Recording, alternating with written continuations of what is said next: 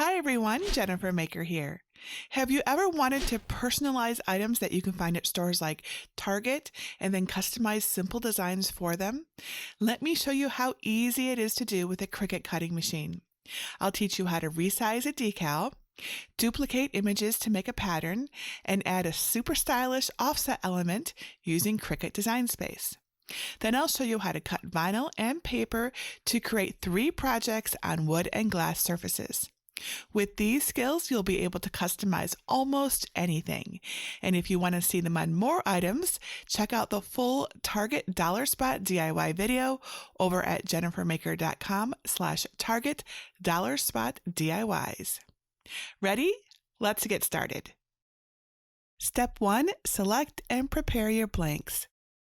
Before you begin, make sure your signs and jars are in good shape and clean them to help your vinyl stick better. Alcohol or warm, soapy water works really well on the glass. Step 2, get my free designs. First, let's get the free design files. Go to jennifermaker.com/395 and look for libraries in the red bar at the top. Then either click Get a Password if you don't yet have one, or click Enter the library. You can find the designs on the page by searching the page for design number 395, and then click it to download the zip file with an SVG file for cutting on a Cricut or another cutting machine, a DXF file, and a printable PDF for cutting by hand. I'm going to show you how to cut the designs on a Cricut cutting machine because it is so fast and so accurate. First, upload the SVG cut file collection to Cricut Design Space. If you're unsure how to do this, go to jennifermaker.com/SVGS to learn how to unzip and upload SVG files. Step 3, prepare the designs for cutting. Just a quick note before we jump into the Design Space portion of the video. If you notice that your screen looks a little different than mine, it just might. Check out my Cricut Design Space changes over at jennifermaker.com/Design Space changes to see what's changed. Now on to the rest of the video. You can zoom out to see all of the designs by clicking on the minus sign on the lower left. This is what my Target Dollar Spot collection looks like on my canvas. There are lots of options, but I'm going to show you how to use a few. The Live Your Life in Full Bloom decal, rolled paper daisies with cardstock leaves, a group of butterflies, a two-tone rainbow, a This Is Us design, this customizable family decal, and some small layered flowers. I'll show you how to resize, personalize, and offset a few of these designs, and then you'll be ready to customize the others too. Let's clear away the designs that we aren't using. Make sure the design collection is selected and then click Ungroup. Click and drag the designs that you want to make over to the side. Then click and drag a bounding box around the rest of the designs and hit Delete. If you're making the same projects as me, your canvas should look something like this. Much better. Let's start with the rectangular design. The slats are perfect for quote decals, so I'll show you how to resize the elements for the best results. I've created the full bloom design with each line on its own layer, which will make this much easier. Select the design and click Ungroup to separate the layers. Measure the slots to find the best dimensions for your lines. If your sign is one large piece, just divide the height by 4 and consider that one slat or one line. My lines will look best at 1.5 inches tall, so I'll click the first layer, Live, and enter 1.5 in the height field. Leave the lock icon closed to maintain the proportions. Repeat for the next 2 layers.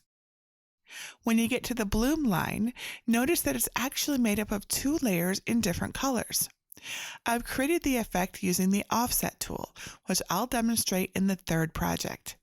I want this line to be larger, so I'll hold Shift to select both layers and then type 2.5 in the height field. Next, decide how many paper daisies you want on your sign. I'd like 2. Since there's only one on the canvas, I'm going to select it and click Duplicate. And now I have 2. I want the flowers to be cut in different colors of cardstock, so I'll select one and then click the colored box in the top menu, and I'll change mine to white. Your leaf is ready to cut, so I'll just duplicate it 3 times to get 4 leaves. This project is now ready to go. Let's prepare the other designs too. Now, even though these designs look ready, it's a good idea to check our measurements. My jars measure about 3 inches tall and about 3 1/4 inches wide. So I make my butterfly design 1 3/4 inches wide and my rainbow design 2 inches wide by typing the numbers in the size fields, just like before. And that's all there is to do for these designs. Now for the big project. When you're making a reversible project like the sign, you have to take size, placement, and orientation of each side into account. I want to put the This Is Us decal on one side and the customized family design on the other with lots of small flowers. So first, measure the sign to see how large your designs should be. Mine is 11.5 inches across, but I want to leave a margin around the edge.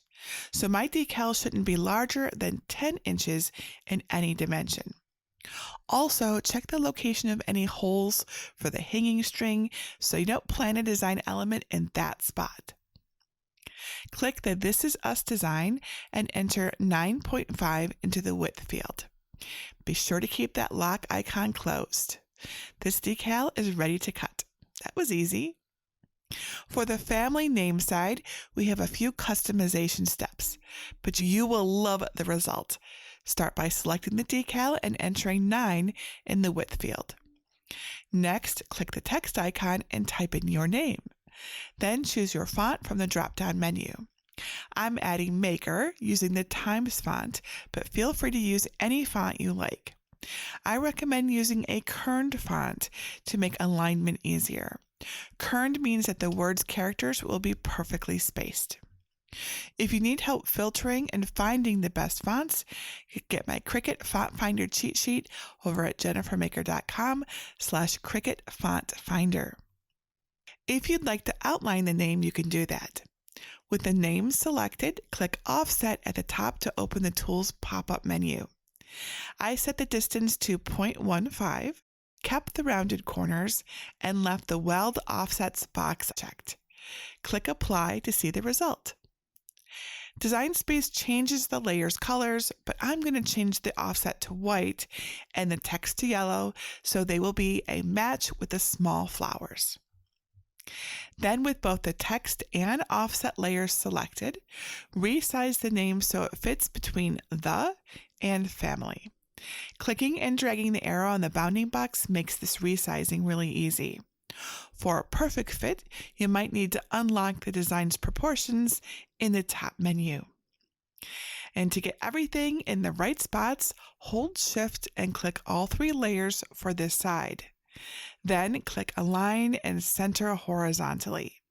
You can adjust the size of the name again, just make sure to keep both layers selected. And finally, select the small flower and use the width field to change it to a 1/2 inch square. Then we need more copies. So for a sign this size, 20 works pretty well, depending on how much space your name takes up, of course. To save a few clicks, click Duplicate until you have 5 flowers, then select all of those, and then duplicate 3 more times. Now let's cut this. Step 4, cut your designs. Check to make sure that the correct machine is selected and then click Make It in the top corner. If you're making the same designs as I am, you may see the paper flower design sharing a mat with final designs since they're set to the same color. But there's an easy fix. Just move the paper flowers to their own mats. Select a paper daisy and click the 3 dots in the upper left corner of the design. Select Move Object. Click New, set the mat color, and click Confirm to put the paper flower on a new mat. Repeat to move your second rolled daisy to another cardstock mat. To save materials and time, I'll also use the 3 dots to select Move Object and combine mats 4 and 5. Your mats may look different, of course. Once your designs are set up as you'd like, click Continue.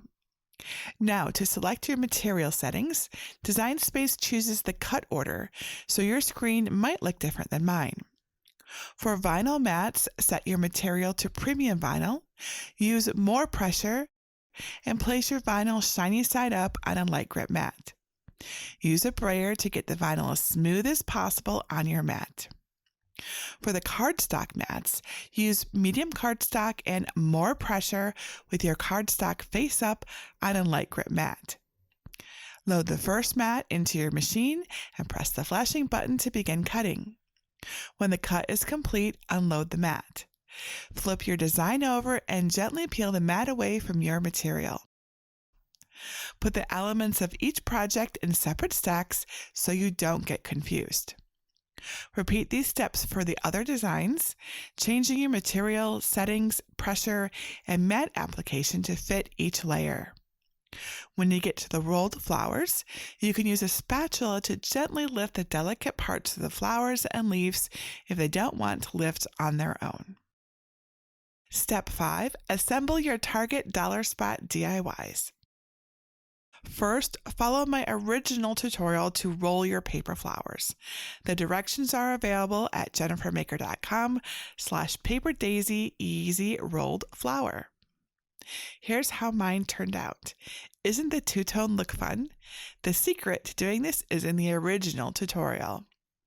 For the quote, use your scissors to trim away excess vinyl and then weed the design.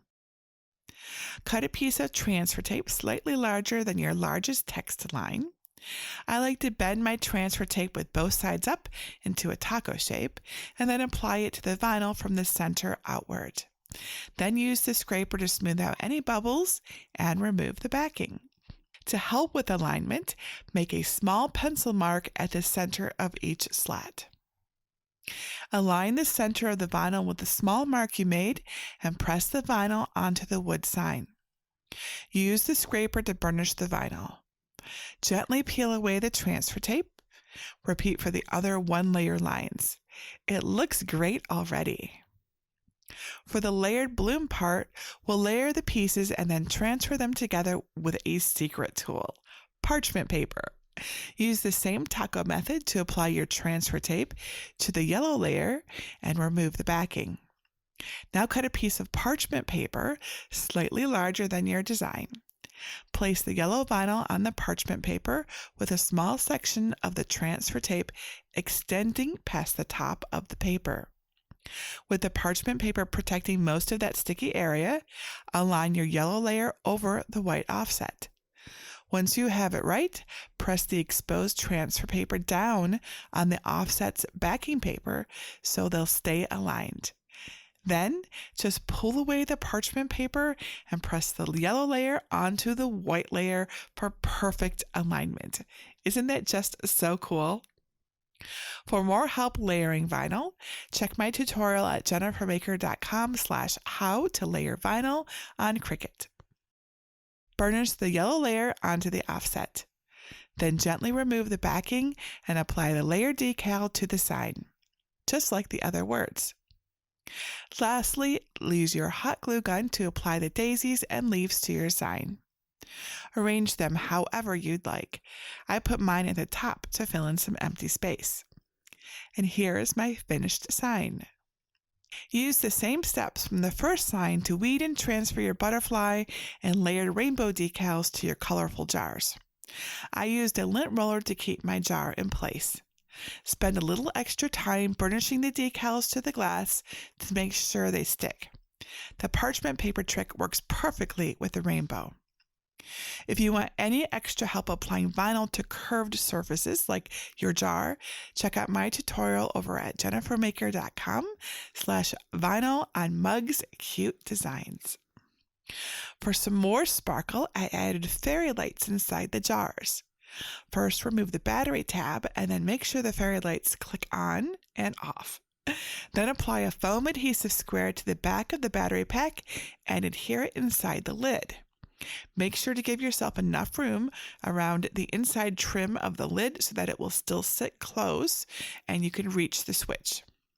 And here are the finished jars. All right, now let's do the double-sided family sign. This is a bigger project, so I'll show you a few different ways to line up and transfer the decals. I'm going to put my quote on the chalkboard side for a nice contrast. We'll put the custom family name on the other side afterward. Again, trim and weed your decals just like the other projects. Then find the item's center point and make a small plus sign with a pencil. You can get it pretty even by making sure the holes for the cord are even. If your sign is dark like mine, it might be a bit hard to see, but do your best. Cut a piece of transfer tape slightly larger than the quote design and apply it using the taco method. Burnish it on both sides, but don't take it off of the backing paper quite yet. Find the center of the decal and make a larger plus sign on top of the transfer tape. Peel the decal off the backing paper and place your sign in the middle of your work surface. Hold the decal over the sign and line up the center marks. Gently lay the center down on the surface and smooth it out from the middle. Burnish it well in place and remove the transfer tape. Our first side is done. For the name side, we'll add the larger decal first and use that to align our layered custom name. Again, find the center of the circle and make a light pencil plus sign. Add your transfer tape to the large decal, just like we did for the other side. Remember to burnish from both sides and then mark the center. Apply it to the sign using the plus signs to get it centered. You can also check that the design's horizontal lines run across the sign without tipping up or down to get a good placement. Burnish the decal in place and remove the transfer tape. Next, use the parchment paper method to layer the name onto its offset decal. I'm using a BrightPad to help me see the details, but that's purely optional, but it's really helpful with white vinyl. Measure and mark the center of the layered name with a plus sign on the transfer tape. Hover over the design to check your placement. If, like mine, your decal covers up the sign's center mark, that's okay. Do your best to line them up by peeking under the decal, but the name doesn't have to be perfectly centered. Depending on your name, you may have to shift it to avoid overlapping the earlier decal. Once it looks good, smooth it in place and burnish it with your small scraper. Remove the transfer tape and enjoy your finished design. Since the flowers are so small, you can apply them with transfer tape or just treat them like two layered stickers. I like to use a weeding tool to pick up a heart and add it to the center of a flower while it's still on the backing paper. Then peel up the layered flower and stick it on the sign, and just keep going until you're done. If your pencil marks don't erase easily, just cover them up with flowers. So here is my finished result. Isn't this awesome? So fun and easy, right? I had so much fun coming up with these designs and projects for you. I hope you love them as much as I do. If you'd like to try these methods with the rest of my Target Dollar Spot ideas, go over to jennifermaker.com/Target Dollar Spot DIYs for the full Target haul video. Now, if you have any questions about making any of these awesome, quick and easy Target Dollar Spot projects that I didn't get answered here, or anything else craft related that I might be able to help you with, please let me know. Just leave your question below this video, or better yet, come over to my Cricut Crafters group at jennifermaker.com/Cricut Crafters. And please share your photos too. I love to see what you make. And that's it for today. Until next time, this is Jennifer Maker reminding you to craft a life you love.